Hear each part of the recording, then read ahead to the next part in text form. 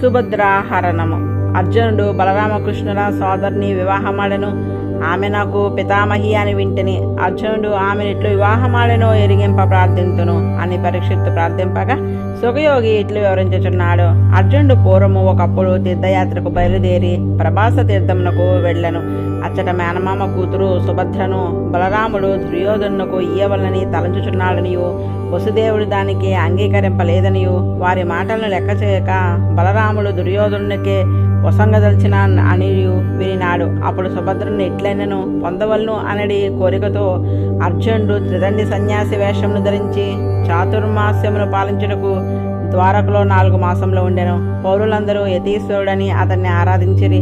అతడు అర్జునుడని ఎరుగక బలరాముడు కూడా అతనిని గౌరవించుచుండెను. ఒకనాడు బలరాముడు ఆ యతీంద్రుని తన గృహమునకు ఆహ్వానించెను. శ్రద్ధగా అతడు వసంగిన భోజనంను మాయాయతి స్వీకరించుచును వారి ఎంట తిరుగుచున్న వారి సోదరి సుభద్రను చూచెను. వాని మనసు వికారం చెందెను. నాది హృదయ మనోహరుడగు అర్జునుని రూపము చూచి ఆమె కూడా అర్జునుని మనసులో కోరుకొనెను.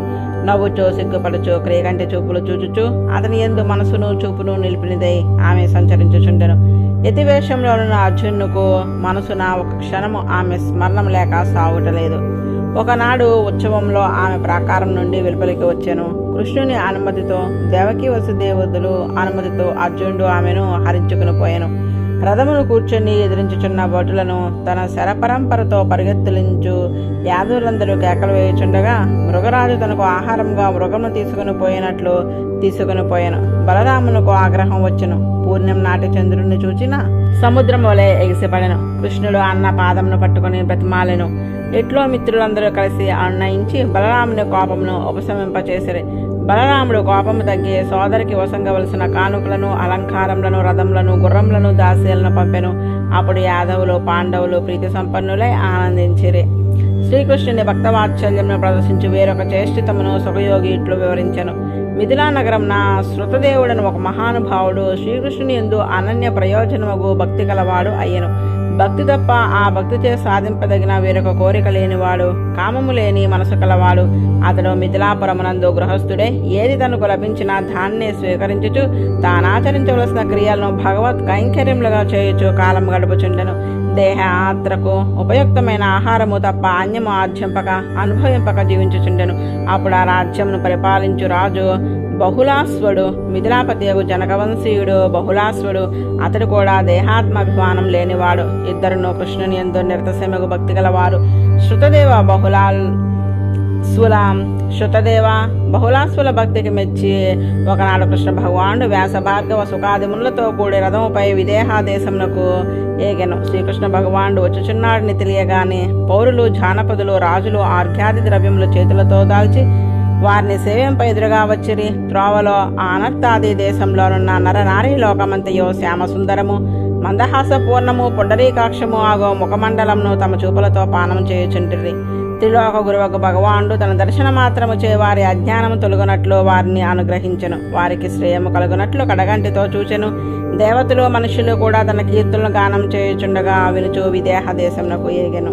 మిథిలా నగరం నందలి ప్రజలందరూ జానపదులందరూ అచ్యుతుని ఆగమన వార్తను విని ఆర్ఘ్యపాద్యార్థులను చేతదాల్చి ఎదురుపడిరి. అందరూ వికసించిన ముఖములతో విప్పారిన మనసులతో అంజలి ఘటించుచు ఇంతవరకు వినుటియే తప్ప చూచి ఎరుగని భగవాన్ని మునులతో కూడి విచ్చేసిన వారిని నమస్కరించిరి. బహుళాశ్వ శృతదేవులు జగద్గురువగు భగవానుడు తమను అనుగ్రహించుటకే విచ్చేసినాడని పరమానంద పరవశులై పాదములపై పడి సేవించిరి. విదేహరాజు శృతదేవుడు కూడా తమ తమ ఇండ్లకు ఆతిథ్యమునకు విచ్చేయవలని భగవానుని ఆహ్వానించిరి. వారిద్దరికి ఈ విధంగా సంతోషమును కలిగించవలని తలంచిన భగవానుడు వారికి తెలియకుండా ఇద్దరిండ్లలో ఒకేసారి ఆతిథ్యం స్వీకరించుటకు ఏగెను. జనకుడగు బహుళాశ్వడు తాను ఎన్ని జన్మలకైనా వినుట కూడా శక్యము కాని మహాములతో భగవానుడు తన ఇంటికి వచ్చినాడని ఉత్తమ ఆసనములపై ఆశీనులను చేసెను. భక్తి పొంగగా హృదయము పొంగి కంటనీరు వెళ్లి ఆనందపరుచుడే స్వామి పాదములను ప్రక్షాళనం చేసెను. ఆ జలములను తన దాల్చి తన వారి అందరి శిరస్సులపై చల్లెను. భోజనం సమర్పించి వారికి తృప్తి కలిగిన తర్వాత వారిని పర్యంకముపై కూర్చుండ చేసి భగవాన్ని పాదములను ఒడిలో ఉంచుకుని మెల్లగా సృశించుచు మధురమగు వాక్కులతో ఇట్లు పలుకుచున్నాడు. ప్రభు, సకల ఆత్మలకు ఆత్మవు, ద్రష్టవు, అనన్యాధ్యమైన ప్రకాశము గలవాడవు. నా కోరిక ఎరింగి నీ పాదపద్మంను సేవింపగోరిన నాకు దర్శనము సంగతివి. ప్రయోజనము కోరక ప్రేమించే వారుల కంటే అనంతుడు గాని, లక్ష్మి గాని, బ్రహ్మ గాని, నారదుడు గాని నీకు ప్రీతిపాత్రులు గారని నీవు చెప్పే మాట సత్యమని మాకు రుజువు చేయుటకు ఇట్లు వేయించేసితివి. వేరొక సాధనము లేక, వేరొకటి కోరదగినది లేక, నీ చరణములే సాధనముగా ప్రాప్యముగా నమ్మి ఉండి భక్తులకు నీవే నిరతశయ పురుషార్థముకు నిన్ను వసంగిదవు. అట్టి నిన్ను పొందినవాడు ఎవ్వడు వదలగలడు. సంసారమును పరిభ్రమించుచున్న నరులను ఉద్ధరించుటకు ఈ లోకంలోనికి దిగితివి. పాపహరముకు కీర్తిని లోకమంతయో వెలజల్లితివి. అపరిచ్ఛిన్నానంద స్వరూపుడవగు నీవే స్వరూపుడవై శ్రీకృష్ణ రూపంలో వెలసితివి. సర్వజ్ఞుడువను, సమస్త గుణ పరిపూర్ణుడువను, లోకములకు క్షేమమును కలిగించువాడువను, నారాయణుడువను అగు నీకు నమస్కారము. మమ్ము అనుగ్రహించి మా ఇంట కొద్ది రోజులు ఉండి ఈ ఋషులతో నీ పాద పరాగముతో మా నిమ్మవంశమును పావనము చేయము. ఈ విధముగా మిథిలాధిపతి ప్రార్థింపగా లోకపాండకు భగవానుడు మిథిలా నగర నరనారీ జనమును అనుగ్రహించి వారికి మంగళావహముగా అచట కొద్ది రోజులు ఉండెను. అదే సమయం నా శృతదేవుని ఇంటికి కూడా కృష్ణుడు ఏగెను. శృతదేవుడు కూడా జనకుని వల్లనే తన ఇంటికి వేంచేసి అచ్యుతునికి నమస్కరించి మునులందరికీ అంజలి ఘటించి ఆనంద పరవశుడై ఉత్తరీయంను ఎగురవేయుచు నర్తింపనారంభించెను. సామాన్య గృహస్థుడగు శృతదేవుడు కొందరికి ఉత్తుంగ ఆసనములను, మరికొందరికి పీటలను, మరికొందరికి దర్భాసనములను తన శక్తి కొలది సమర్పించి కూర్చుండ చేసి స్వాగతము పలికి నమస్కరించి భార్యతో కూడి భగవత్ పాదప్రక్షాళనము చేసెను. ఆ పాదజలముతో తన్ను తడుపుకొని భార్యను తడిపి ఇంటి అంతను ఆ జలమును చల్లి హర్షాతిరేకముతో సకల మనోరథములు ఈడేరిన వాడే ఆనందించుచుండెను. ఫలములను, గంధ, ధూప, దీపాదులను, నిర్మలమగు అమృత తుల్యమగు ఆహారంను అర్పించెను. ఆరాధించి మనసులో ఇట్లు తలపోయుచుండెను. ఎంతటి ఆశ్చర్యకరము! గృహమునడి అందకూపమున పడిన నేను శ్రీకృష్ణుని దర్శించుటియా, శ్రీకృష్ణునికి ఆవాసభూతులకు భూసరును దర్శించుటియా, సర్వతీర్థ సదృశ్యములకు వారి పాదరేణువులు మా ఇంట సోకుట ఎంత ఆశ్చర్యము! ఇట్లు తలపోయిచు ఆతిథ్యమును స్వీకరించిన భగవాన్ని పాదములను మెల్లగా స్పృశించుచు భార్యతో కూడా సేవించుచు ఇట్లు పలికెను. పరమపురుష, ఈనాడు మీ దర్శనం మాకు లభించినది. ఆశ్చర్యకరముగా నీ సంకల్పం చేయల్లప్పుడు ఈ జగత్తును సృష్టించి ఎల్లప్పుడు ఏకరూపంగా ఉండు నీవే మార్పునందక అందే చేరి ఉంటివి. ఒక పురుషుని నిద్రించుచున్నప్పుడు ఆ పురుషుని తన శరీరముగా స్వీకరించిన పరమాత్మ ఆ జీవుని మనోరథములను అనుసరించి తన సంకల్పము చే పరుండిన జీవుని కంటే మరికొన్ని శరీరములను పరున్న జీవుని కర్మానుగుణముగా ఆ జీవునిచే మాత్రమే ఆ కాలమందు మాత్రమే అనుభవింపదగినవిగా సృష్టించి వాని అన్నిటిలో తాను వ్యాపించి వానిచే అనుభవింపజేసి తాను ఏ దోషంలో అంటక వాని కర్మానుగుణముగా అనుభవింపజేయుచుండెను. అట్లే ఈ ప్రపంచంలో కూడా జీవుల ద్వారా సకల పదార్థములలో వ్యాపించి ఉందువు. వాని దోషములు ఏమియో నీకు అంటక వారి వారి కర్మానుగుణముగా ఆయా అనుభవములను వారికి ప్రసాదించుచుందువు. అట్లు అందరిలో వ్యాపించి అన్నిటిలో నియమించు నీవు ఈ కంటితో చూడదగునట్లు విచ్చేసితివి. ఎల్లప్పుడూ నిన్నే వినుచు కీర్తించుచు నీ మూర్తుల్ని దర్శించుచు నీ లీలల్ని చెప్పుకొని అనుభవించేది నిర్మలాత్ములకు భక్తులకు కూడా నీవు మానసికంగానే దర్శనము సొంగుదువు, కానీ ప్రత్యక్షంగా కాదు. కర్మలచే మనస్సు విషయములపై చలించడి వారికి వారి మనసులోనే ఉండియో నీవు అతి దూరమందు ఉందువు.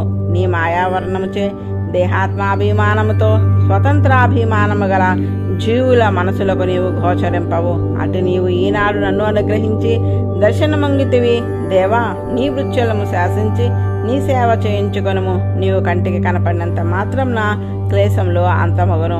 ఇట్లు శృతదేవుడు పలుకగా ప్రణతాత్యహరుడుగు భగవానుడు శృతదేవుని తన చేతితో పట్టుకుని నవ్వుచూ ఇట్లు పలికెను.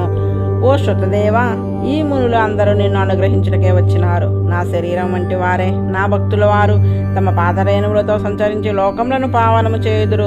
దేవతలు క్షేత్రములు తీర్థములు దర్శనము చేత స్పృశించుడు చేత అర్పించుడు చేత పవిత్రం చేయను, కానీ చాలా కాలమునకు గాని వానిచే పవిత్రత ఏర్పడదు. ఆ దేవతలకు క్షేత్రములకు తీర్థములకు తమను సేవించిన వారిని తరింపచేయగల శక్తిని మహాపురుషులే వానికి ప్రసాదించరు.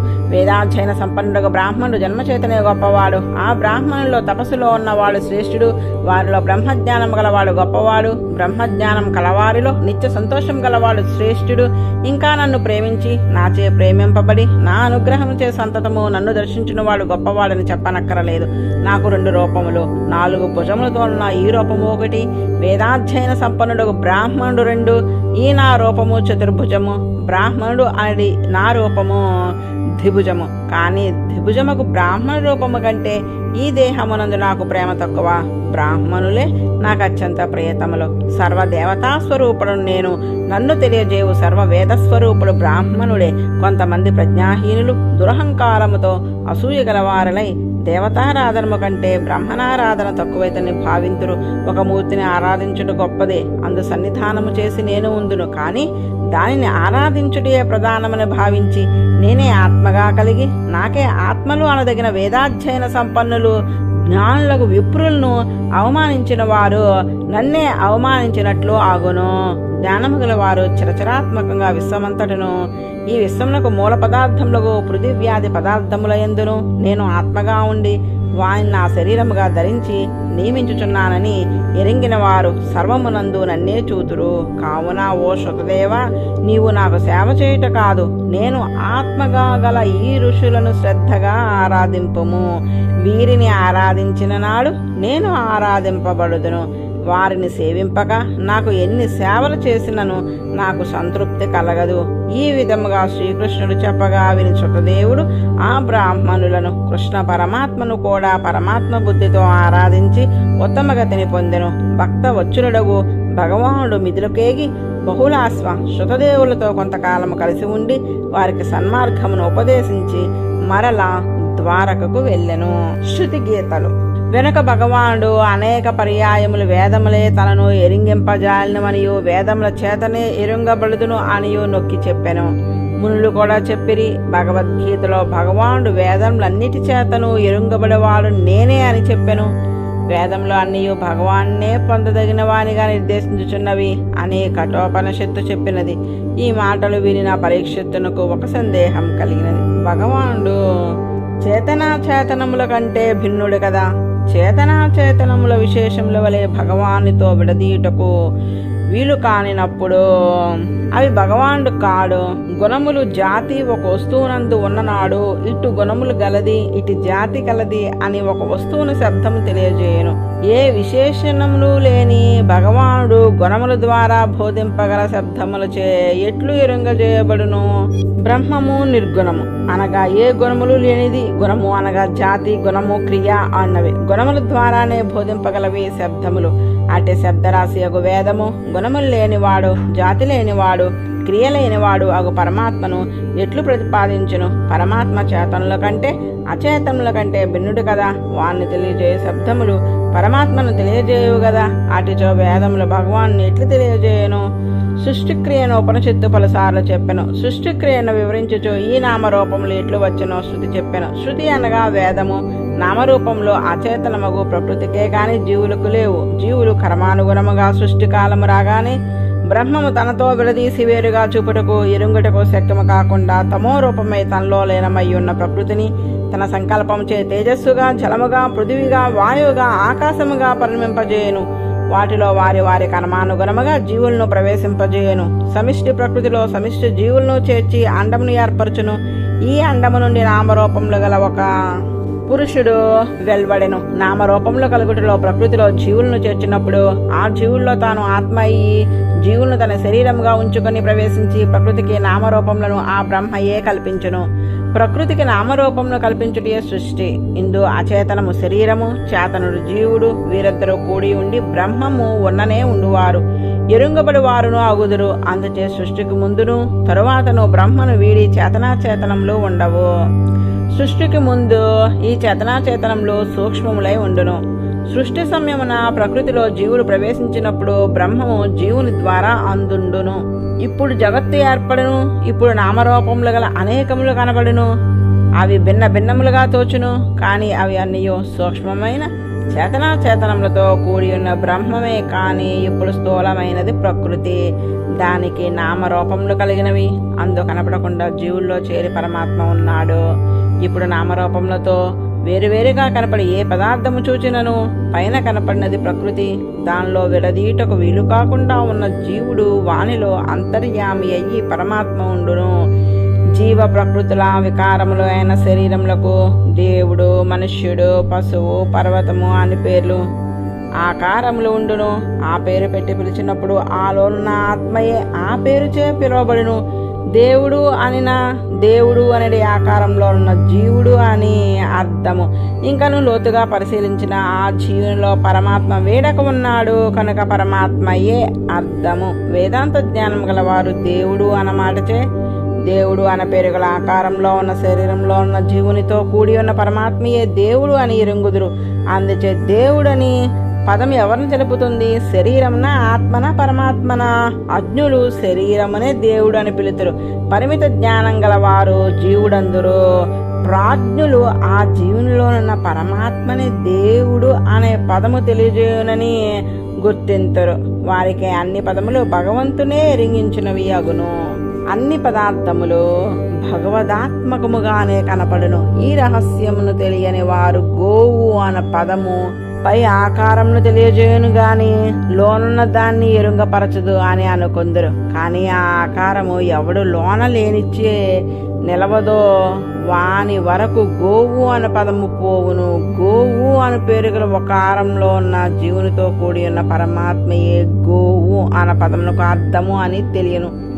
ఇటు జ్ఞానమునికే పరిపూర్ణ జ్ఞానమని పేరు. ఋషులు పూర్వజ్ఞానులు కనుక సర్వవేదములు భగవాన్నే ప్రతిపాదించును. వేదముల చేతనే భగవానుడు ఎరుంగబడును గాని వేరొక విధముగా ఎరుంగబడడు అని వారికి స్పష్టంగా తెలియను. ఈ విషయంను స్పష్టంగా ఎరుగుట వరకు పరీక్షిత్తు సుఖయోగీంద్రుణ్ణి ప్రశ్నింపగా వేదములు ఎట్లు భగవంతుని గూర్చి చెప్పినవో తెలియజేయుచున్నాడు. శ్రీ సుఖయోగి ఎట్లో చెప్పుచున్నాడు. పరిపూర్ణుడు, పరమకారుణికుడు అగు భగవానుడు బుద్ధి, ఇంద్రియ, మనఃప్రాణములను వాటితో కూడిన శరీరమును సకల జీవులను కల్పించెను.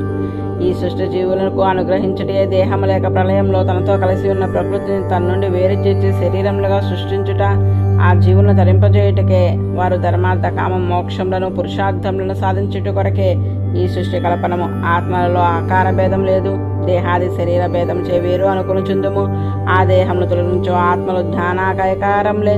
భగవాన్ని దర్శనం కలుటకు తాను చేయు సర్వ వ్యాపారంలో భగవదర్పణము చేసి భగవదుపాసనము చేయవలను. అందుకే భగవానుడు వారి వారి కర్మానుగుణముగా శరీరంను వసంగినాడు. కానీ అతనికి పక్షపాతము, నిర్దయత్వము లేదు. ఈ సృష్టి రహస్యం ఎరిగిన వారు లోనున్న పరమాత్మనే ఈ దేహము ద్వారా దర్శింతురు. దేహములను తెలియజేయ శబ్దములచే పరమాత్మనే ఎరుంగుదురు. సర్వశబ్దములు పరమాత్మనే ఎరింగించునని అనడి విషయము రహస్యము. ఎవరి శ్రద్ధతో సర్వశబ్దములు పరమాత్మ వాచకములుగా ఎరిగే స్వర పదార్థములను పరమాత్మాత్మకముగా శ్రద్ధతో దర్శింతురు. వారికి దోషము తొలగించుటకు కావలసిన ధ్యానము, శక్తి సహజముగానే నీకు ఉన్నవి. సమగ్రమైన ఐశ్వర్యము, వీర్యము, కీర్తి, స్త్రీ, జ్ఞానము, వైరాగ్యము అను ఆరును భగము అని చెప్పబడును. ఆ ఆరును కల భగవానుడు నీవు. సంపూర్ణ గుణరాశిని సహజంగా స్వీకరించి ఉన్నవాడువు నీవు. జీవుల బంధనములకు కారణమును ఎరింగి తొలగింపగల శక్తి గలవాడువు నీవే. కావున జీవులకు ప్రకృతి బంధమును విడిపింపము. ఎవరు సృష్టి చేయనో వాడే సర్వజగత్ కారణము. అట్లా కారణమైన వాడే ధ్యానింపదగినవాడు. అట్లు ధ్యానించిన వాడు అనుగ్రహించి మోక్షమును సుంగువాడే అతడే. సృష్టికి ముందు ప్రకృతి పురుషులు నామారూప విభాగం లేక పెంచీకటిగా మారి పరబ్రహ్మతో చేరి ఉందరు. ఆ ప్రకృతి పురుషులకు అప్పుడు ఏ శక్తియో ఉండదు. సృష్టికి సమయము ఆసన్నమైనప్పుడు తన నుండి వేరు చేసి చూపుటకు వీలు కాకుండా కలిసి ఉన్న ప్రకృతి పురుష కాలమున బ్రహ్మయే వేరు చేయను. అప్పుడు కూడా వానిలో కూడి ఉండను. అందుచే బ్రహ్మమునకు ప్రకృతి పురుష కాలములు శరీరము వంటివి. ఆ బ్రహ్మము ఉన్ననే అవి ఉండును. అందుచే ప్రకృతి పురుషులు అనేది వాటిని శరీరము అందరు, బ్రహ్మమును ఆత్మ అందరు. వీటి కూడిక సర్వ జగత్తుకు కారణము. అందుచేతనే జగత్తుగా మారిన ప్రతి వస్తువునందును కంటికి కనపడే స్థూలనామ రూపంలో గల జడ పదార్థము ఉండును. కానీ అది స్వతంత్రముగా ఉండేది కాదు. ఆత్మలో చేరి ఉన్నప్పుడే అది ఉండును. అటు ఆత్మలు అనేకములు. ఆత్మలు తమంత తాము ప్రకాశించే జ్ఞానం గలవాయి, జడములు కావు. వానిలో ఉన్న జ్ఞానం ప్రశ్నించకుండా సృష్టికి ముందు సంకుచితమై ఉండును. సృష్టిలో బ్రహ్మమే దాన్ని వికసించినట్లు ప్రేరణ చేయను. ఆ ఆత్మలు కూడా తమంత తాము ఉండేవి కావు. బ్రహ్మంతో కూడి ఉన్నప్పుడే ఉండును. అందుచే ఆత్మలు జడమునకు ప్రకృతి కూడా బ్రహ్మమునకు శరీరము వంటివి. ఈ రెండును కలిసిన తర్వాత వాటి లోపల శక్తులను బాహ్యముగా ఉండి నడిపించుచున్నది కాలము. అవి కలయదగిన సమయమును సూచించుచున్నది కాలము. ఇది కూడా ఎప్పుడునూ ఉండును. ప్రళయము ప్రకృతి పురుషులు స్థూలరూపంగా లేకపోవటిచే ఉన్నది అనుటకు తగినట్లు మిగిలి ఉన్నది బ్రహ్మమే. ప్రకృతి పురుషులు అందు లయము అయి ఉన్నారు. సృష్టికాలంలో నామరూపములతో అవి ఆవిర్భవించును. అందుచే ఈ జగము బ్రహ్మమే అని వేదంలో చెప్పుచున్నవి. సన్మూలాః సౌమ్య ఇమాః ప్రజాః సదాయతనాః సత్ప్రతిష్ఠాః ఐతదాచ్యమిదం సర్వం సర్వం కల్విదం బ్రహ్మ నామరూపములతో కనపట్టు ప్రజ అంతయు సృష్టికి మున్సత్తను మాత్రము చెప్పుదగు బ్రహ్మము కారణముగా గలది. దాని నుండే వెలికి వచ్చినది, అది ఉన్ననే ఉండునది. సత్తనబడి బ్రహ్మము నందే ఇంతవరకు కనపడకుండా అణిగి ఉన్నది. ఈ జగము అంతయు ఆ సత్తానబడి బ్రహ్మము ఆత్మగా గలది.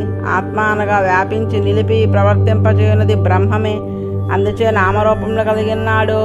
ఇది ఆనుజెప్పుడు జగమంత. అందుచేతనే ఋషులు సర్వకారణముగు ప్రకృతి పురుష విశిష్టుడు బ్రహ్మకు నీయందే మనసు నిలిపి ధ్యానించరు. మాటలతో స్తుతింతురు, చేతులతో ఆరాధింతురు. మనోవాకాయ వ్యాపారంలోనూ నీ ఆరాధనా రూపంలో చేసిన వారు ఎన్నడను పతనము అందరు. నేలపై కాలు మోపి నడుచువారు క్రింద పడరు. ఆకాశముపై కాలు మోపి నడవవల్లని ప్రయత్నించువారు జారిపడదురు. సకల జగదాధారముకు భగవంతుని ఎరింగి తాను తన మాటలతో చెప్పున్నది వాణ్ణే అని, చేషితములు వాణి కొరకే అని, మనసులోని ఆలోచనలను వాణ్ణి గూర్చి సాగునువే అని ఎదిగిన వారు సంసారం నా పడరు. అట్లో భగవత్పరముగా సర్వ వ్యాపారములను చేయవారికి సంసారిక తాపంలో అంటవు. బంధం నుండి వీరుటే మోక్షము. దాన్ని కల్పించేవాడు నీవే. కారణం ఎవరో దాన్ని ఎరిగిన వారికి, ధ్యానించిన వారికి బంధం వీడుట సహజము. నీవే సృష్టి స్థితి లయములకు నిర్వాహకుడవు. అందుచే వివేకం గలవారు సకల లోకుల పాపములను పోగొట్టుకోగల నీ కథలు అనడి అమృత సముద్రంలో మునిగి పానము చేసి అందే ఓలలాడుచుందరు. అట్టి వారికి ఆధ్యాత్మిక, ఆది భౌతిక, ఆది దైవిక తాపంలో వీడిపోను. ఓ పరమపురుష, ఈ లోకంలో ఉండి నిన్ను ధ్యానించినంత మాత్రం చేతనే బంధ విముక్తులు అగుదురు అనినచో ఇక తమ స్వరూపములు తాము ఎరింగి రాగద్వేష రూపముల మనోవృత్తులను దులుపుకొన్న వారు బంధ విముక్తులై కాల సత్వరత స్తమోగుణములకు వశవర్తులుగాక ఇందురనుట సంశయమ. వారు నిత్య నిత్యానంద స్వరూపుడవై జ్ఞానానందంలో కలవాడవై జ్ఞానానందంలో ప్రసాదించడు నీ స్వరూపమునే పొందుదురు. అట్టి వారు సంసారిక తాపమును వీడి నిత్యానందనముని అందుచుందురని చెప్పవలెన. ఇట్లు నిన్ను అనువర్తించి నిన్ను ఆశ్రయించుటకు యోగ్యులకు జన్మ పొందిన వారు కూడా కొందరు ప్రాణపోషణమే ప్రధానమని భావించి ప్రాణములను నిలుపుకొని ఇంద్రియ భోగములను తృప్తిగా అనుభవించుటే తమ జీవితంలో ప్రయోజనములని శబ్ద రూప స్పర్శ రసగంధములని ఆదరించి సేవించుచుందురు. అట్టివారు కొలిమత్తిత్తి వలె ఊపిరి పీల్చి వదులుటిచే బ్రతికి ఉన్నట్లు కాదు. సామాన్య బుద్ధి గలవారు ఈ జగమంతయు మహత్తు అహంకారము పంచభూతములు ఇంద్రియములతో ఏర్పడిన దౌడిచే సత్వ రజస్తమో గుణములు గల అవ్యక్తము లేక ప్రధానము అనేది ప్రకృతియే ఈ అండముగా మారినట్లు భావించుచుందరు. కానీ ఉపనిషత్తులు తదైక్షత్ సత్ అనేది బ్రహ్మము సంకల్పించినది అనియు శోకామయత అతడే కోరినాడనియు చెప్పుచున్నవి. బ్రహ్మము ఈక్షించుడిచే ఈ జగము వచ్చినదని ఉపనిషత్తు చెప్పినది. నేనే అనేక రూపములుగా అగుదునుగాక అని సంకల్పించినది. ఈక్షించుట అనగా సంకల్పించుటే. నేను అన బ్రహ్మమే అనేక రూపములు కలదిగా మారినది అనగా శరీరము వంటి ప్రకృతి పురుషులు కూడిక పరబ్రహ్మకు శరీరం వంటిది. అది మారవల్లని అనేక రూపములు అందవల్లని బ్రహ్మము కల్పించినది. కావునే ప్రకృతి తనంత తాను మారగలిగినది కాదు. జడము కనుక తనంత తాను మారదు. మారవలను అనుకుంటా జ్ఞానం లేదు. అందుచేత బ్రహ్మ సంకల్పమే ప్రధానము అండముగా మారుటకు కారణము. తైత్తరీయ ఉపనిషత్తున ఆత్మాన ఆకాశ సంభూత అని ఆత్మ నుండి ఆకాశము పుట్టినది అని, ఆత్మ అన్నది కారణమని చెప్పింది. ఆత్మ అనగా జీవుడా బ్రహ్మమా అని సందేహము కలుగునని ఆ ఉపనిషత్తే 5 రూపములుగా ప్రతిపాదించి 5వదిగా చెప్పబడిన ఆనందమయుడు అనగా ఆనందము ప్రచురంగా గలవాడు బ్రహ్మము. శోకామయత అని ఆ బ్రహ్మమే ప్రకృతిని ప్రపంచంగా మార్చవలనని సంకల్పించినదని చెప్పినది. ఆనందమే బ్రహ్మ అని తరువాత చెప్పి అతడే పురుషుడని ఆ ఆనంద భేదములని ఆయా అవయములుగా భావించి చెప్పినది. బ్రహ్మము ఆనందమయుడు అను శబ్దములచే ఆత్మయే చెప్పబడినది. అటు బ్రహ్మమును ఆనందమయుడునకు నీవు సత్తు అసత్తు అని చెప్పబడి ప్రకృతి పురుషుల కంటే పరుడవు. వాణ్ణి నిలిపి వాణ్ణి ప్రవర్తింపజేయవాడు ఒకటిచే వానికి నీవు ఆత్మవు. నీకు అవి శరీరము వంటివి. అందుచేతనే శరీరుడు అనగా శరీరము గలవాడు ఆత్మ అయినవాడు బ్రహ్మము. అన్నమాయాదులు నాలుగును ఉపసంహరింపబడిన తరువాత మిగిలి ఉన్న ఆనందమయ రూపుడవు నీవే. నీవు నిర్వికారుడవు అనగా ప్రకృతిలో కలిగడి స్వరూపంలో మార్పు గాని, పురుషునిలో కలిగడి స్వభావంలో మార్పు గాని నీ యందు ఉండవు. అందుచే నిన్ను వ్రతము అందరు. మనుష్యుడిగా జన్మించిన వాడు భగవంతుణ్ణి పొందగలడు. అట్లు పొందుటకు ఉపాయము లేదా భక్తియే సాధనమని గీతా శాస్త్రము, ఉపనిషత్తు కూడా ప్రతిపాదించినవి. అట్టి ఉపాసనలు భిన్న భిన్నములుగా ఉండును. వేరువేరు ప్రదేశములలో కారణతత్వమును ప్రేమతో ఎడతెగక స్మరింతరు. ఆ స్మరణము దర్శనముతో సమానము అగును. అట్టి ఉపాసనలను ఉపనిషత్తులో విధించినవి. ఏ ఉపాసనము చేసినో మోక్షం సిద్ధించును. కళ్యాణ గుణములతో కూడిన కారణతత్వమునే ఉపాసన చేయుదురు. దాన్నే వివరించుచు వేదాంతములలో అనగా ఉపనిషత్తులలో ఉపాసనలు చేయు పద్ధతులు విశదమయ చేయబడినవి. అందు ఉపాసనా పద్ధతులు ఇట్లు చెప్పబడి ఉన్నవి. హృదయ గుహలో జీవునకు అంతర్యామియగు పరమాత్మను సూక్ష్మబుద్ధులు ఉపాసనము చేయుదురు. హృదయము పొండరీకాకారంగా ఉండును. అది జీవస్థానము. అందరి సూక్ష్మ ఆకాశము దహరము అనబడను. దాన్ని కొందరు ఉపాసింతురు. అరుణుడు అను ఋషి వంశమునకు చెందినవారు ఈ ఉపాసనమును ఆదరించిరి. మరికొందరు ఉదరంలోనున్న జఠరాగ్నిని తన శరీరముగా చేసుకుని అందు వ్యాపించి ఉన్న పరమాత్మని ఉపాసింతురు. దానిని వైశ్వానరుడు అందరు. ఈ విధముగా దహర విద్యానిష్ఠులు కొందరు, వైశ్వానర విద్యానిష్ఠులు కొందరు, మరికొందరు హృదయ దేశము నుండి ఆరంభమై భ్రూమధ్యము ద్వారా శిరస్సు నుంచి వ్యాపించి ఉండు సుషుమ్న అను నాడిలో పరబ్రహ్మంను ఉపాసించరు. హృదయ దేశంలో 101 నాడులు ఉండును. అందు 100 నాడులకు పక్కలకు క్రిందకు ఆత్మ నుండి వెలువడి జ్ఞానమును ప్రసరింపజేయును. రక్తము ప్రసరించు నాడిని రక్తనాడి అనునట్లే జ్ఞానము ప్రసరించు నాడులను కూడా నాడులు అని వ్యవహరించరు. 101వ నాడి హృదయ దేశం నుండి భ్రూమధ్యము ద్వారా శిరస్సు వరకు వ్యాపించి ఉండును. దానిని సుషుమ్నా నాడి అందరు. ఈ నాడిలో భ్రూమధ్యమున శిరస స్నానమున సుషుమ్నా నాడి ద్వారా జ్ఞానమును చేర్చి బ్రహ్మోపాసనను చేయువారు మరలా ఈ ప్రకృతి మండలంన సంసారంన పడరు, అమృతతత్వమును పొందుదురు అని శృతి చెప్పుచున్నది. మనుషుల హృదయంలో ఉదరమున భ్రూమధ్యమున శిరస్సున పరమాత్మ ఉన్నాడని చెప్పుచున్నారు. కానీ వాస్తవముగా ఉండునా ఉన్నచో ఈ అపవిత్రముగు పదార్థములతో సత్వరజస్తమో గుణములతో సంబంధము కలుగుగానే జీవునికి జ్ఞానంలో సంకోచము కలిగినట్లు భగవానునికి కూడా దోషంలో అంటున్నా అను సందేహంను శృతి ఇచ్చుచున్నది. బ్రహ్మము సృజింపబడిన సకల పదార్థములకు ఉపాదాన కారణము అనగా కుండకు మట్టి వంటిది. ప్రకృతి పురుషులు వేరు చేయుటకు వీలు కాకుండా నామరూపములు లేక తమసు అని చెప్పబడి సూక్ష్మావస్థను పొంది బ్రహ్మంలో చేరియుందరు. అప్పుడు బ్రహ్మము ఒకటే అన్నట్లు ఉండును గాని అందులేనమై శక్తి స్వరూపములే ప్రకృతి పురుషతత్వములు ఉండును. బ్రహ్మము సృష్టి చేయవలని సంకల్పించినప్పుడు ప్రకృతి స్థూల రూపము నుండి అందు జీవులు చేరి ఈ విశ్వము ఏర్పడను. దానికి మూల కారణము బ్రహ్మమే అనగా సూక్ష్మము ప్రకృతి పురుషులతో కూడిన బ్రహ్మమే. దాని శరీరమే జగము ఇప్పుడు కనపడుచున్నది. ఇది సృష్టికి ముందును ఉన్నది, ఇప్పుడును ఉన్నది. అందులో చేరి ఉన్నను పరమాత్మ అనగా బ్రహ్మము వీని వలన కలిగిన దోషములను పొందడు. ఆ బ్రహ్మమే స్వతంత్రముగా నిమిత్తమే సృష్టించవలని సంకల్పించి తనతో వేరుగా ఉండని ప్రకృతి పురుషులతో దేవ తిరియక మనుష్య స్థావర భేదముచే విచిత్రములకు దేహములతోనున్న జీవులలో తాను అంతరాత్మగా ప్రవేశించును. వారి శరీరములలో ఆయా స్థానములలో తన్ను ఉపాసించు వారిని అనుగ్రహించిన కొరకు ప్రవేశించి ఉండును. ఆ జీవులు వారి వారి కర్మానుగుణముగా జ్ఞానములో అల్పత్వము మహత్వము కలవారిలై ఉందురు. వారందరిలో వారి వారి హృదయ పరిమాణం ఎంత ఉండునో అంత పరిమాణమే గలవాడుగా బ్రహ్మము ప్రకాశించుచుండును. అగ్ని హెచ్చు తగ్గులు గాని పొడవు సన్నము లావు గాని కలిగి ఉండదు. కానీ ఆ అగ్నితో చేరిన పదార్థము తృణమో కాష్టమో అయిన నాడు అది ఏ ఆకారము కలిగినా ఆకారం కలదిగా, ఎంత పరిమాణం కలిగినా అంత పరిమాణం కలదిగా ప్రకాశించుచుండును. ఆ బాహ్యమగు శరీరములు ఉపసరింపబడిన నాడు తాను మాత్రము ఉపసంహరింపబడక ఏకరూపంగా తాను ప్రకాశించుచుండును. ఆయా పదార్థములతో చేరినను చేరకున్నను అగ్నికి ప్రకాశము ఎట్లు సహజంగా ఉండునో అట్లే బ్రహ్మము తనచే సృష్టించబడిన శరీరములలో ఉన్న జీవులలో ప్రవేశించి ఉన్నను అవిచ్ఛిన్నముగు ఆనందమే తన స్వరూపముగా ప్రకాశించుచుండును. రజోగుణ స్పర్శ తొలగిన జీవులు దాన్ని పొందుదురు. దాని యొక్క గుణములను రూపమును స్తుతించుచుందురు, దాన్నే చేరియుందురు. అందుచే పరబ్రహ్మమునకు జీవునిచే అధిష్ఠించబడిన ఆయా శరీరములలో ఉన్నను లేకున్నను స్వభావంలో మార్పు ఉండదు, దోషము అంటదు. కొంతమంది శరీరంలోని ఆయా స్థానములలో బ్రహ్మోపాసనము చేయుదురు, కొందరు దివ్యమంగళ విగ్రహమును ఉపాసన చేయుదురు. నీ సంకల్పముచే నీవే దర్శింపచేసుకుని నా దేహములలో నీవు నివసించి ఉందువు. నీ సంకల్పముచే నీవే ఒక విగ్రహంతో ఉందువు. విగ్రహము గలవాడవై ఒక దేహంతో కనపడుచున్నను వారి దృష్టికి పరిచ్ఛిన్నముగా గోచరింతవే గాని నీకు పరిచ్ఛిన్నత్వము ఉండదు. అందుచే వేదాంతులు శరీరంలో నీవు నివసించిన నాడు కూడా సంకోచమునకు కారణం లేదు కనుక సంకోచం లేకయే నీవు ఉందువని చెప్పుదురు. పురుషాకారంలో ఉందువని శృతులు చెప్పుచున్నవి. అంగుష్టమాత్ర పురుషో మధ్యే ఆత్మనితిష్టతే. పురుషుడు అని నా విగ్రహముతో కూడినవాడు కదా.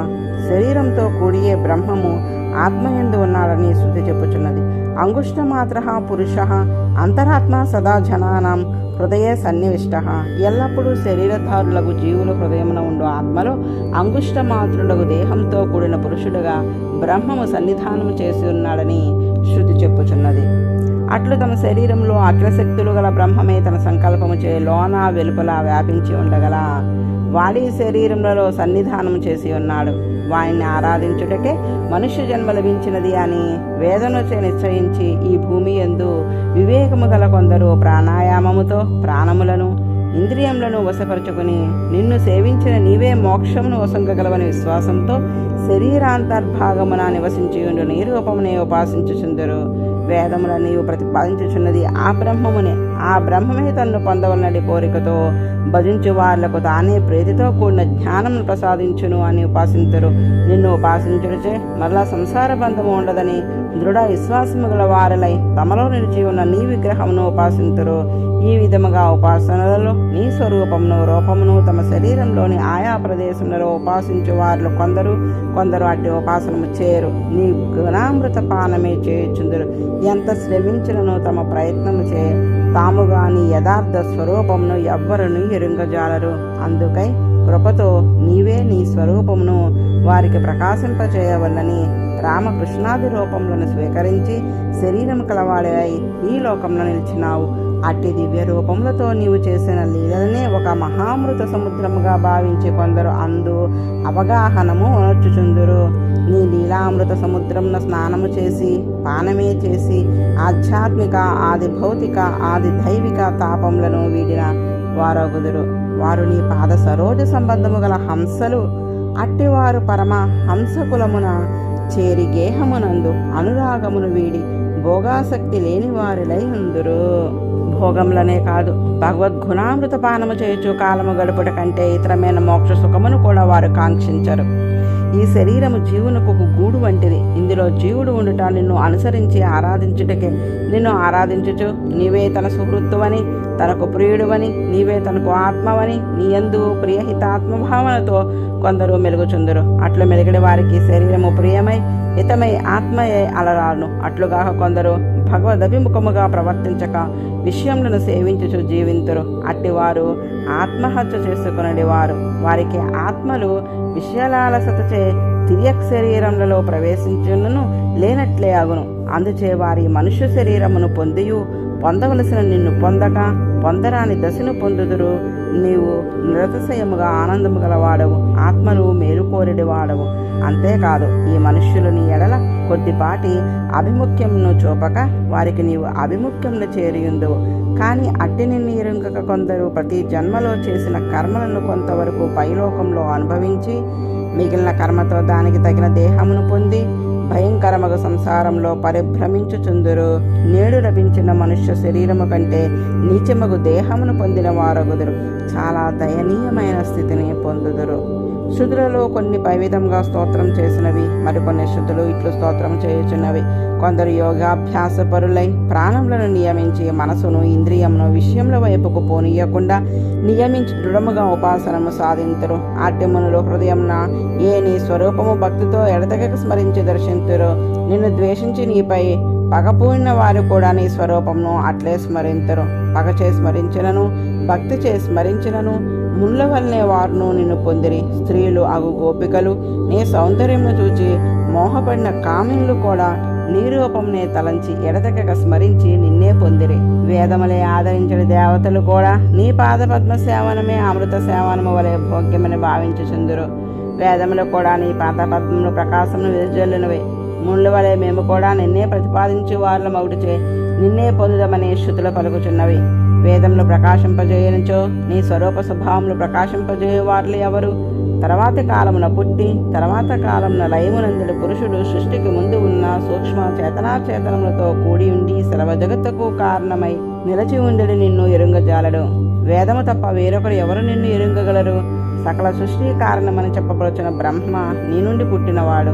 ఆ చతుర్ముఖుడు పుట్టిన తర్వాతనే నివృత్తి మార్గమును ఆసక్తి గల సనకాదులు, ప్రవృత్తి మార్గమును ప్రవర్తించిన మరీచ్ఛాదులు కూడా ఆవిర్భవించిరి. తర్వాత వచ్చిన బ్రహ్మకు గాని దేవతలకు గాని నిన్ను ఎరుంగుటకు శక్యము కాదనిచో ఇంకా తర్వాత వారు అయిన మానవుల సంగతి చెప్పవలన ప్రళయంలో నీవు వేదమును ఉపసంహరించి నీవు హృదయంలోనే ఉంచుకుని శయనించితివి. ఆ సృష్టికి ముందు ఉన్నవి అని చెప్పబడే జీవులు గాని లేదు అని చెప్పబడే జల ప్రకృతి గాని రెంటి కలియక చే ఏర్పడిన కార్యవర్గము గాని కాలము గాలి నీలట్లు అయ్యి నామరూపములు లేక నీతోనే చేరి ఉండును. నా సదాసీత్ నో సదాసీత్ తదాని అప్పుడు ఎప్పుడు మారక ఉండినది అగు సత్తు అని చెప్పబడిన జీవమార్గమును ఎల్లప్పుడూ మారుచుండుటచే అసత్తు అని చెప్పదగిన జడ ప్రకృతి గాని నామరూపంలో గలదై లేకుండెను. అప్పుడు ఏకో హవై నారాయణ ఆసీత్ నా బ్రహ్మానేశానః నేమాజ్యావా పృథివీ. ఆనాడు నారాయణుడు ఒక్కడే ఉండును. 4 ముఖములు గల బ్రహ్మ లేడు, ఈశానుడు లేడు, భూమి అంతరిక్షములు లేవు. అందుచే తర్వాత పుట్టిన కొడుకులు మనుమలు తమకు ముందున్న తండ్రిని గూర్చి స్వయముగా ఎరుగురు. అతడే చెప్పగా లేదా అతని చేరి ఎరిగిన వారు చెప్పగానే తెలుసుకొనగలరు. వేదములు ప్రళయమును కూడా పరమాత్మతో చేరి ఉండి క్రమమున మార్పు లేక మరలా పరమాత్మ యొక్క నిశ్వాస రూపంగా వెలికి వచ్చి చతుర్ముఖ బ్రహ్మకు ఆ పరమాత్మ స్వరూపమును స్వభావమును ఎరిగించినవి. భగవానుడి అనుగ్రహించి తనచే సృష్టించబడిన బ్రహ్మాదులకు తన నుండి బయలువెడిలిన నిర్దోషముకు వేదముచే ఎరుంగ చేయగా ఎరుంగదగినదే కారణముగు పరబ్రహ్మము గాని తరువాత వాళ్ళకు బ్రహ్మాదులచే కూడా ఎరుంగ శక్యము కాదు. ఇప్పుడు కార్యరూపంలో ఉన్న పదార్థములలో ఉన్న జీవులు గాని జడమగు శరీర రూపంలో ఉన్న అచేతనములు గాని జీవులకు గాని సృష్టికి ముందు ఇట్లు లేవు అని చెప్పుడుచే నామరూప విభాగము లేక కారణావస్థలో ఈ చేతనలు అచేతనము కూడా తాముండి ప్రవర్తించుటకు వీలు లేకుండా బ్రహ్మముతో చేరి ఉన్నవి అని అర్థము. ఈ రెండిటితో చేరి ఉన్న బ్రహ్మం మరలా ఈనాడు నామరూపములు గలవై జగత్తుగా ఏర్పడి కనపడుచున్నవి. అందుచే ఉన్నదే బయల్పడినది గాని లేనిది కృతగా పుట్టలేదని ఉపనిషత్తు చెప్పినది. హే భగవాన్, నీ యథార్థ స్వరూపంను ఎరుంగని వారు కారణ స్వరూపంను ఆత్మస్వరూపంను ఎరుంగక యుక్తులచే భిన్న భిన్న మతములను నిరూపించుచుందురు. అవి అజ్ఞానముచే విలసిల్లినవే. కొంతమంది అనగా తార్కికులు ద్రవ్యము క్రొత్తగా పుట్టును, ఉన్న ద్రవ్యం నశించును, అందుచే లేనిదే పుట్టినే గాని ఉన్నదే కార్యముగా కనపడట విరుద్ధము అనిరి. అది కారణ తత్వజ్ఞానము లేక వారు చెప్పేది మాట. ఇప్పుడు స్థూలముగా కనపడుచున్న నామరూపములు గల సకల పదార్థములలో కనపడినది జడమగు ప్రకృతి. దానిలో కర్మవశముగా జీవుడు ఆ జీవునిలో అంతర్యామిగా పరమాత్మ ఉందురు. జీవుడు ప్రకృతి అను రెండును ధర్మముల వలె ధర్మీయకు పరమాత్మను వీడి ఉండవు. కారణావస్థలో కూడా సూక్ష్మమైన అవస్థలో జీవులు ప్రకృతి కూడా నామరూప విభాగము లేక బ్రహ్మములో కూడియే ఉండును. సూక్ష్మావస్థలో ఉండుటకు కారణము స్థూలావస్థను పొందుటకు కార్యము. పుట్టుట అనగా స్థూలావస్థను పొందుట, వినాశనము అనగా మరలా సూక్ష్మావస్థను పొందుట. అంతేగాని ద్రవ్యం ఎప్పుడు ఉండినదే. తత్వము ఎరుంగని వారు పూర్వం లేకుండానే ద్రవ్యం పుట్టునని అందరూ అది పొరపాటు. దేవ మనుష్యాది రూపంలో స్థూలముగా కృషిముగా కనపడుచున్న దేహములు భిన్న భిన్నముగా ఉండుట చూచి చార్వాకులు కనపడినదే ఉన్నది, కనపడంది లేనిదే అని మరణమే ముక్తి అనియు దేహమే ఆత్మ అనియు అందురు. అట్టివారు ఆత్మలలో కూడా భేదం ఉండునని దేవ మనుష్యాది భేదములు ఆత్మలకు చెందినవే అనియు తలంతురు. వారికి దేహమునకు ఆత్మకు ఉండేది భేదం తెలియక దేహమే ఆత్మ అని భావింతురు. జడమగు దేహము జ్ఞానము గల ఆత్మ వేరే గాని ఒకటి కావు. తత్వము ఎరుంగని వారికి భేదము తెలియదు. కొందరు మనుషులు తమ కర్మలచే దేవతలకు ఉపకరించినచో వారు స్వర్గాది ఫలములను వసుంగుదురనియు సాధింపబడినదియే సత్యమనియు భావింతురు. వారు మీమాంసకులు. వారు ఈశ్వరుని అంగీకరింపరు. వారికి కర్మఫలమే నిత్యము, స్వర్గం పొందుటియే మోక్షము. వారికి కర్మలకు ఫలమునిచ్చడి ఈశ్వరుని గురించి తెలియదు. కర్మలు నిత్యముగా ఫలమునిచ్చినచో మరలా ఆ వ్యక్తియే ఆ కర్మలనే మరొకసారి చేయట వ్యర్థము కదా. కర్మలను ఆవృత్తి చేయచుందరు. అనగా కర్మ అల్పముగు ఫలమును అనిత్యముగు ఫలమును ఇచ్చుతున్నదని నిశ్చయము కదా. అచేతనముగు కర్మ ఫలమును ఎట్లు ఇచ్చును? జ్ఞానం ఉన్నవాడు ఫలమును ఇయ్యవలెను. సర్వజ్ఞుడగు సర్వేశ్వరుడే ఫలమును ఇయ్యగలవాడగును. చేయగానే నశించడి కర్మ, జ్ఞానము లేని కర్మ ఫలమియ్యజాలదు. అందుచే మీమాంసకులు యథార్థ జ్ఞానము లేనివారు. సాంఖ్యులు ఈశ్వరుడు వేరుగా లేడని, సత్వాది గుణములు మూడింటిలో పురుషుడు ఎల్లప్పుడూ చేరి ఉండుననియు, ఆ ప్రకృతియే తనంత తాను మారుచుండుననియు, జీవునకు కర్తృత్వము గాని భోక్తృత్వము గాని లేదనియు, అంతయు కల్పితమనియు అందురు. ఈశ్వరుడు లేడని వారి సిద్ధాంతము. జగత్తు యొక్క సృష్టి స్థితి లయములు చేసేడు ఈశ్వరుడు ఉన్నాడని ఉపనిషత్తు సిద్ధాంతము. దీన్ని ఎరుంగని వారు ఇట్టి వాదములను చేయుదురు. భగవత్ స్వరూపమును ఎరుంగక ఇట్టి భ్రమలు కలుగును. జ్ఞానము కలవారులకు ఈ భ్రమలు కలుగవు. సత్తు అనబడుచున్న జీవుని కంటెను, అసత్తు అని చెప్పబడుచున్న ప్రకృతి కంటెను పరుడను జ్ఞానస్వరూపుడును జ్ఞానము కలవాడునకు బ్రహ్మమే కారణము అని బ్రహ్మతత్వమును ఎరింగిన వాడు ఈ భేదములు ఏవీ కలుగవు. నిన్ను ఎరుంగని వారికే ఈ వాదములు గాని ఎరింగిన వారికి వాదమే ఉండదు. మనుష్య శరీరము గల సకల శరీరములు దాల్చిన దేహదారులకు త్రిగుణాత్మకముగా మనసు ఒక ప్రయోజనము గల కార్యమును నెరవేర్చుచున్నది వలె కనపడుచుండును. కానీ ఆ మనసు చేతనాత్మకుడవై జగత్తులో కూడి దానికి ఆత్మగానున్న నిన్ను ప్రకాశింపజేయుటలో సమర్థము కాదు. నిన్ను ఉపాసించుట అనేది యాగము చే పరిశుద్ధమైన మనసు కలవారులు మాత్రము సమస్త జగత్తు నీవు ఆత్మగా గలవాడవని ఎరుంగుదురు. సూక్ష్మ చేతన విశిష్టముకు బ్రహ్మమే కారణము. ఆ బ్రహ్మమే స్థూలముగు రూపంతో కార్యముగానున్నది.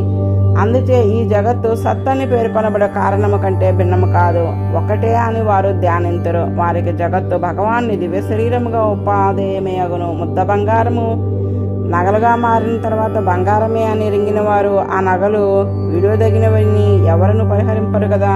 కారణము బంగారమే కార్యరూపమగుచున్నదని ఆదరింతురు. కార్యము కారణము కంటే భిన్నము కాదు. అందుచేత జగత్తు కూడా ఆదరింపదగినదే. అయినచో బ్రహ్మమే జగత్తుగా మారినది అనుకుందురేమో. ఆ బ్రహ్మ జగత్తును సృష్టించి జీవుని ద్వారా అందు ప్రవేశించి ఉండును. అందుచే ఈ జగత్తు కూడా ఆదరింపదగినదే. ఎవరు ఇట్లు సమస్త దేహదారులు నీవు ఆత్మగా గలవారవని జగత్తునకు నీవు దారకుడు అని ఉపాసింతురు, వారు మృత్యు శరమున తమ పాదమును ఉంచి దాన్ని జయించగలరు. జగత్తు బ్రహ్మాత్మకమని ఎరుంగని వార్లను నీవే ఈ శాస్త్రముచే ఈ అర్థమును బోధించి పశువులను పశుపాలకుడు మంచి మార్గమును నడిపించినట్లు శాస్త్రమును దండముచే సరి అయిన మార్గమును నడిపింతువు. శాస్త్రములు యందు అధికారం లేక సన్మార్గమును ప్రవర్తింపలేక నీ యందు భక్తి మాత్రము ఎవరు కలిగి ఉందురో వారులకు భాగవత సేవచే సన్మార్గము లభించినట్లు చేయుదువు. మహాపురుష సేవ రుచించని వారలు అధోగతిని అందుటయే. భగవానుడు సర్వ జగత్కారణభూతుడు, సర్వజ్ఞత్వ సర్వశక్తిత్వాది గుణములు కలవాడు. అతి శీఘ్రముగా సంకల్ప మాత్రముచే విశ్వమును సృజింపగల జ్ఞానము కలవాడు. ఆయన ఇంద్రియాధీనమైన జ్ఞానము కలవాడు కాడు. ప్రాకృతిమకు శరీరము గాని ఇంద్రియములు గాని భగవానునకు జ్ఞానము కలిగించు సాధనములు కావు. అతడు స్వతంత్రుడు, కర్మవశ్యుడు కాడు. చేతనములకు అచేతనములకు గల శక్తిని బయల్పరచువాడు అతడే. ప్రకృతి పరతంత్రులకు వాయు, సూర్య, అగ్ని, ఇంద్రాది దేవతలు, ప్రజాపతులు వారు నిర్వహింపవలసిన కార్యములను వాని వద్ద భయము చేతనే నిర్వహించుచుందురు.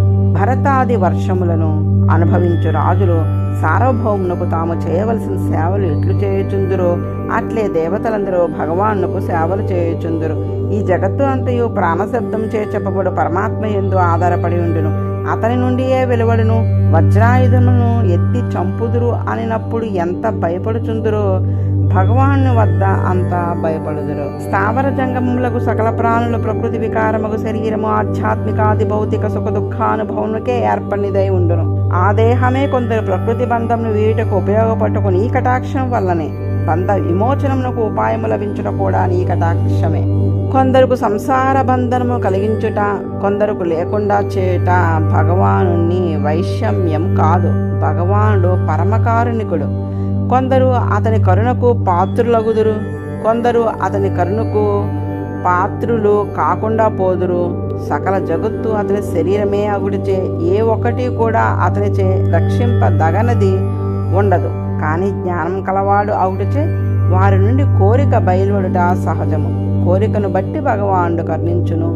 ఆకాశము అంతటా వ్యాపించి ఉన్నను ఆయా స్థలముల యందలి దోషములు ఆకాశమునకు అంటనట్లే పరమాత్మ అన్ని పదార్థములలోనూ వ్యాపించి ఉన్నను దోషములు అంటకా ఉండును. భగవానుడు జగత్తును సృష్టించుటకు ఇంద్రియములు గాని శరీరములు గాని అవశ్యములు కావు. ఎప్పుడు పరమాత్మ సృష్టించవలనని సంకల్పించునో ఆ సంకల్పం మాత్రముచే ప్రకృతి నుండి దేహములకు మూలభూతములకు బుద్ధి ఇంద్రియాదులు ఆవిర్భవించును. అవి పరస్పరము సంఘాతముగా ఏర్పడును. కూడిక చే స్థావర జంగమ రూపములు ఏర్పడును. జీవులకు సర్వజ్ఞత్వము సర్వశక్తిత్వము కూడికను బట్టి భగవానుడు కర్ణించును. ఆకాశము అంతటా వ్యాపించి ఉన్నను ఆయా స్థలముల యందలి దోషములు ఆకాశమునకు అంటనట్లే పరమాత్మ అన్ని పదార్థములలోనూ వ్యాపించి ఉన్నను. దేహములకు మూలభూతములకు బుద్ధి ఇంద్రియాదులు ఆవిర్భవించును. అవి పరస్పరము సంఘాతముగా ఏర్పడును. కూడిక చే స్థావర జంగమ రూపములు ఏర్పడును. జీవులకు సర్వజ్ఞత్వము సర్వశక్తిత్వము సత్య సంకల్పత్వము ఉండవు కనుక వారు సంకల్పం మాత్రముచే ఏ పదార్థములను సృజింపలేరు. అందుచే సర్వకారణభూతులకు పరమాత్మ కంటే ముందుండునది ఏదియునూ లేదు. పరమాత్మచే వ్యాపింపబడని సృష్టించబడని కార్యం ఏదియూ ఉండదు. పరమాత్మ వికారములు లేక ఏకరూపముగా ఉండువాడును ఒక్కడును. జీవులు అసంఖ్యాకులు. వారు నిశ్చలే గాని అనుస్వరూపులు. వారు శరీరములలో ప్రవేశించుచుందురు మరలా శరీరములను విడిపోవచుందురు అని ఉపనిషత్తు చెప్పుచున్నది. ఇటు శరీరంలోనికి వచ్చుట పోవుట అన్నది అణువు కానిచో సంభవింపదు. జీవాత్మలు అణువులుగాక అంతటా నిండి ఉన్నవే అయినచో అన్ని శరీరములతో సంబంధము ఉండును. కాన వేరువేరు పుణ్యపాపములను అనుభవించుటకు వేరువేరు శరీరములు దాల్చుట సంభవింపదు. జీవుడు ఒకరు అనుట కుదరదు. జీవులను పరమాత్మ రాజు దూరముగా ఉండి ప్రజలను శాసించినట్లు వేరుగా ఉండి శాసింపడు. జీవులలో ప్రవేశించి ఉండి శాసించును అని శృతి చెప్పుచున్నది.